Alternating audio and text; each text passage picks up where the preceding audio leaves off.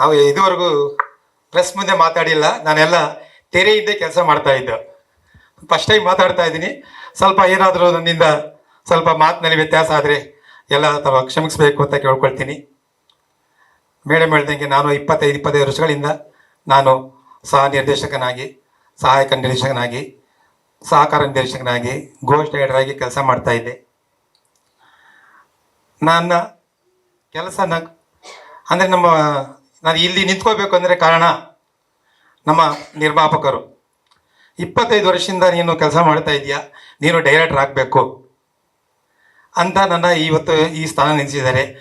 ನಾನು ಅವರಿಗೆ ಶತಕೋಟಿ ಕೃತಜ್ಞತೆಗಳನ್ನು ಸಲ್ಲಿಸ್ತೀನಿ. ಆಮೇಲೆ ಇದೊಂದು ನಾನು ಹಳಬರಾದರು ಮತ್ತು ಕೆಲವರೆಲ್ಲರೂ ನಮ್ಮ ಜನಾರ್ದನ್ ಅಂತ ಕ್ಯಾಮ್ರಾಮನ್ನು, ಅವರು ತುಂಬ ಸೀನಿಯರು, ಜೊತೆಯಲ್ಲಿ ಕೆಲಸ ಮಾಡ್ತಾಯಿದ್ರು. ಅವರು ನಮ್ಮ ಜೊತೆ ಕೆಲಸ ಮಾಡ್ತಾ ಇದ್ದಾರೆ.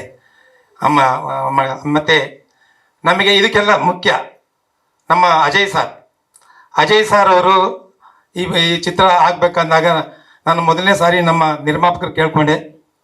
ಅವರು ಸಿನಿಮಾ ಮಾಡಬೇಕು ಅಂತ ಅಂದಾಗ ಕತೆ ತೊಗೊಂಡೋದಾಗ ಆ ಕತೆ ಬೇಡ, ಇನ್ನೊಂದು ಈಗಿನ ಸಿಚುವೇಶನ್ ತಕ್ಕಂತೆ ಒಂದು ಮಾಸ್ ಕತೆ ಮಾಡೋಣ ಅಂತಂದಾಗ ನಮ್ಮ ಅಜಯ್ ಸಾರ್ ಬಂದರು. ಅಜಯ್ ಸಾರ್ ಜೊತೆಗೆ ಅವ್ರ ಜೊತೆಯಲ್ಲಿ ಒಬ್ಬರು ಯುವ ಬರಹಗಾರನ ಕರ್ಕೊಂಡ್ಬಂದರು, ಶರತ್ ಅಂತ. ಇದೆಲ್ಲ ಆದಮೇಲೆ ಒಂದು ಲೈನ್ ಮಾಡಿ ನಿರ್ಮಾಪಕರಿಗೆ ಹೇಳಿದಾಗ ನಿರ್ಮಾಪಕರು ಈ ಕತೆ ಮಾಡ್ಬೋದು ಅಂತ ಪ್ರಾರಂಭ ಮಾಡಿದ್ರು. ಆಮೇಲೆ ಹೀರೋ ನೋಡೇ ಇರಲಿಲ್ಲ. ಅವ್ರು ನೋಡಿದ್ದು ನಮ್ಮ ಫೋಟೋ ತೋರಿಸಿದೆ, ಯಾರು ಹೀರೋ ಅಂತಂದಾಗ ಸರ್ ನಮ್ಮ ಅಜಯ್ ಸರ್ ಅವ್ರ ಮಗ ಅರ್ಜುನ್ ಅಂತ. ಅದು ಹೌದಾ, ಒಂದು ಫೋಟೋ ತೋರಿಸಿದೆ. ಫೋಟೋ ನೋಡಿದಾಗ ಇವರು ಇದಕ್ಕೆ ಶೂಟಬಲ್ ಆಗಿದ್ದಾರೆ ಅಂತ ಅಂದೆ ಅಷ್ಟೇ, ಮತ್ತು ನೋಡಲಿಲ್ಲ. ಇದೆಲ್ಲ ಆಗಿ ಒಂದು ಹಂತಕ್ಕೆ ಸಾಂಗ್ ರೆಕಾರ್ಡಿಂಗ್ ಟೈಮಲ್ಲಿ ಅರ್ಜುನ್ ಬಂದಿದ್ದರು. ಅರ್ಜುನ್ ನೋಡಿದ್ರು. ಆವಾಗಂದ್ರು ನಾನು ಅಂದ್ಕೊಂಡಿದ್ದು ನನಗೆ ನಮ್ಮ ಕತೆಗೆ ಶೂಟಬಲ್ ವ್ಯಕ್ತಿ ಅರ್ಜುನ್ ಅಂದ್ಬಿಟ್ಟು ಅವತ್ತು ಸೆಲೆಕ್ಟ್ ಮಾಡಿದ್ರು. ಆವತ್ತಿಂದ ನಮ್ಮ ನಿರ್ಮಾಪಕರು ಅವರು ಒಂದು ಕಂಡೀಷನ್ ಹೇಳಿದ್ರು. ಇದುವರೆಗೂ ನಾವು ಯಾವುದೇ ನಿರ್ಮಾಪಕರು ಅಂದಾಗ ಸಿನಿಮಾ ಸ್ಟಾರ್ಟ್ ಮಾಡಿ ಅಂತ ಹೇಳ್ತೇವೆ ಹೊರತು ಯಾವಾಗ ಫಿನಿಷ್ ಮಾಡ್ತೀನಿ ಅಂತ ಹೇಳಲ್ಲ. ಬಟ್ ನಮ್ಮ ನಿರ್ಮಾಪಕರು ಹೇಳಿದ್ರು ಒಂದೇ ಮಾತು, ನೀವು ಪ್ರಾರಂಭ ಮಾಡಿದ್ರೆ ಯಾವುದಕ್ಕೂ ನಿಲ್ಲಿಸಬಾರ್ದು, ಆ ರೀತಿ ಇದ್ದರೆ ನೀವು ಪ್ರಾರಂಭ ಮಾಡಿ ಅಂತಂದರು. ಅದು ನಮಗೊಂದು ಚಾಲೆಂಜಿಂಗ್ ಆಗಿತ್ತು ಫಸ್ಟ್ ಟೈಮ್ ಆವತ್ತು. ಆದರೆ ಅವರ ಸಹಕಾರ, ಇದ್ರ ಜೊತೆಗೆ ನಾನು ನಿಂತ್ಕೋಬೇಕು ಅಂದರೆ ನಮ್ಮ ಗುರೂಜಿ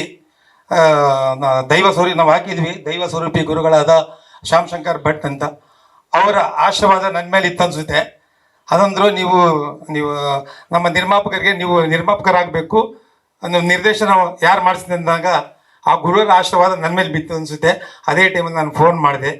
ಆವಾಗ ಶ್ರೀನಿವಾಸ್ ಕುಮಾರ್ ನಾಳೆ ಬೆಳಿಗ್ಗೆ ಬನ್ನಿ ಅಂತ ಆಫೀಸಿಗೆ ಕರೆದ್ಬಿಟ್ಟು ನನಗೆ ಈ ಸಿನಿಮಾ ಮಾಡೋದಕ್ಕೆ ನನಗೆ ಅವಕಾಶ ಕೊಟ್ಟರು. ಅಲ್ಲಿಂದ ಪ್ರಾರಂಭ ಆಯಿತು. ನಾನು ಇವಾಗ ನಿಮಗೆ ಜನವರಿ 3ನೇ ತಾರೀಕು ನಮ್ಮ ಸಿನಿಮಾ ತೆರೆಗೆ ಬರ್ತಾ ಇದೆ. ಇದ್ರಿಗೆ ನಮ್ಮ ಚಿತ್ರದಲ್ಲಿ ತಿಲರ್ ಮಂಜು ಅವರು, ಇನ್ನೊಂದು ಹೇಳಬೇಕು ಅಂದರೆ ಪ್ರತಿಯೊಬ್ಬರು ಕಲಾವಿದರು ನಾನು ಅವ್ರನ್ನ ಕೇಳ್ಕೊಂಡಾಗ ಅವರು ಎಲ್ಲರೂ ಡೇಟ್ ಕೇಳ್ತಿರು ಹೊರತು ರೇಟ್ ಯಾರು ಹೇಳಲಿಲ್ಲ. ನಮ್ಮ ಕಿಶೋರ್ ಅವರು ಆಗಿರ್ಬೋದು, ಕಿಶೋರ್ ಅವರು ಬ್ಯುಸಿ ಇದ್ದಾರೆ, ಅದು ಬರೋಕ್ಕಾಗಲಿಲ್ಲ. ಇವಾಗ ಅವಿನಾಶ್ ಸಾರು ಫೋನ್ ಮಾಡಿದ್ರು, ನಾನು ಎಲ್ಲೋ ಇದು ಸ್ವಲ್ಪ ಶೂಟಿಂಗಲ್ಲಿದ್ದೆ, ಲೇಟ್ ಆಗೋಯ್ತು, ಬರೋಕ್ಕಾಗ್ತಾ ಇಲ್ಲ ಅಂತ. ಎಲ್ಲ ಬರ್ತಾ ಇದೆ ಅಂತ ಹೇಳಿದ್ರು.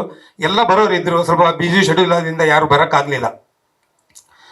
ಅದರಿಂದ ನಮ್ಮ ಈ ಸಿನಿಮಾ ನೋಡಿದ ಮೇಲೆ ನಾವು ಒಂದು ಸಾರಿ ನಮ್ಮ ಗೋಕುಲ್ ರಾಜ್ ಸರ್ ಶ್ರೀ ಗೋಕುಲ್ ಫಿಲಮ್ಸ್ ಅವರಿಗೆ ನಮ್ಮ ಸಿನಿಮಾ ನಾವು ತೋರಿಸಿದ್ವು. ಸರ್ ಸಿನಿಮಾ ನೋಡಿ ಹೊರಡು ಬರ್ತಾ ಇದ್ದಾನೆಗೆ ಈ ಸಿನಿಮಾ ನಾನು ಡಿಸ್ಟ್ರಿಬ್ಯೂಷನ್ ಮಾಡ್ತೀನಿ ಅಂತಂದರು. ಆವಾಗ ನಾನು ಏನು ಹೇಳಬೇಕು ಗೊತ್ತಾಗಲಿಲ್ಲ. ಅವ್ರು ಹಂಗಂತ ಹೇಳಿದ್ರು, ನಾವು ಸಂಡೇ ಮಾರನೇ ದಿವಸ ಆಫೀಸ್ಗೆ ಬನ್ನಿ ಮಾತಾಡೋಣ ಅಂತಂದರು. ಬಟ್ ಅವರು ಸಿಕ್ಕಿರೋದು ನಂದೇ ಅಂದರೆ ನಮ್ಮ ಗುರುಗಳ ಆಶೀರ್ವಾದ, ನಮ್ಮ ವೀರವರ ಗಣಪತಿ ಕೃಪೆ, ನಮ್ಮ ನಿರ್ಮಾಪಕರ ಒಂದು ಸಹಕಾರ, ಎಲ್ಲರೂ ಪ್ರತಿಯೊಬ್ಬರು ಟೆಕ್ನಿಷಿಯನು, ಆರ್ಟಿಸ್ಟ್ಗಳು ಎಲ್ಲರ ಒಂದು ಶ್ರಮದಿಂದ, ಅಂದರೆ ಅವರ ಸಹಕಾರದಿಂದ ನಾವು ಇವಾಗ ನಿಮ್ಮ ತೆರೆ ಬರೋದಕ್ಕೆ ಸಿದ್ಧವಾಗಿದ್ದೀವಿ.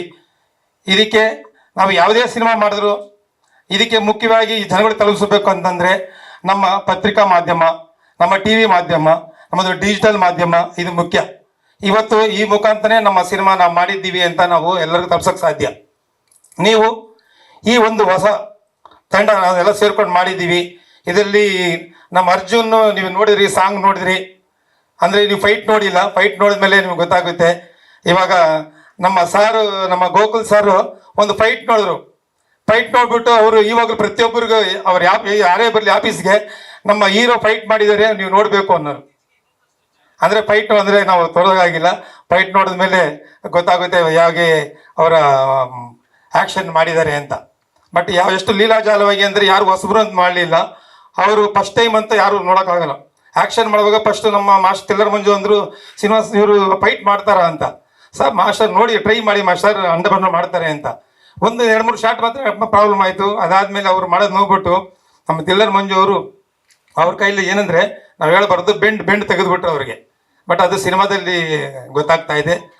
ಆದ್ದರಿಂದ ನಾನು ಈ ಸ್ಟೇಜ್ಗೆ ಬರೋ ಕಾರಣ ನಮ್ಮ ನಿರ್ಮಾಪಕರು, ಅವರ ಇದರಿಂದ ಇವತ್ತು ನಾನು ನಿಮ್ಮ ಮುಂದೆ ನಿಂತಿದ್ದೀನಿ. ನಾವೆಲ್ಲರೂ ಒಂದು ಪ್ರಯತ್ನ ಮಾಡಿದ್ದೀವಿ. ಅದಕ್ಕೆಲ್ಲ ನಿಮ್ಮ ಸಹಕಾರ ಇಲ್ಲದ್ರೆ ನಾವು ಏನು ಮಾಡೋಕ್ಕಾಗಲ್ಲ. ಆದ್ದರಿಂದ ನೀವು ನಮ್ಮ ಚಿತ್ರನ ಪ್ರತಿಯೊಬ್ಬರು ನಿಮ್ಮ ಪ್ರಚಾರದ ಮೂಲಕ ಚಿತ್ರಮಂದಿರಕ್ಕೆ ಬರಬೇಕು. ಒಂದು ಚಿತ್ರ ಯಶಸ್ವಿ ಆದರೆ ನಮ್ಮ ಪುಡಿದಂಥವರು ಇನ್ನೊಂದು 16 ಜನ ಪ್ರೊಡ್ಯೂಸರ್ ಬರ್ತಾರೆ. 16 ಜನ ಪ್ರೊಡ್ಯೂಸರ್ ಬಂದರೆ 16 ಹೀರೋಗಳು ಬರ್ತಾರೆ. ಪ್ರತಿಯೊಂದು ಟೆಕ್ನಿಷಿಯನ್ಗಳು ಆಗಿರ್ಬೋದು, ಆರ್ಟಿಸ್ಟ್ ಆಗಿರ್ಬೋದು, ಎಲ್ಲರೂ ಅವಕಾಶ ಸಿಗುತ್ತೆ. ಅದಕ್ಕೋಸ್ಕರ ನಿಮ್ಮ ಸಹಕಾರ ಬೇಕು ಅಂತ ನಾನು ಈ ಮೂಲಕ ಕೇಳ್ಕೊಳ್ತಾ ಇದ್ದೀನಿ. ಇಲ್ಲಿ ಬಂದಿರೋ ಎಲ್ಲರಿಗೂ ನಾನು ನಿಮಗೆ ಮತ್ತೊಮ್ಮೆ ಒಂದು ವಂದನೆಗಳನ್ನು ತಿಳಿಸ್ತಾ ನಾನು 2 ಮಾತುಗಳನ್ನು ಮುಗಿಸ್ತೀನಿ. ಜೈ ಹಿಂದ್.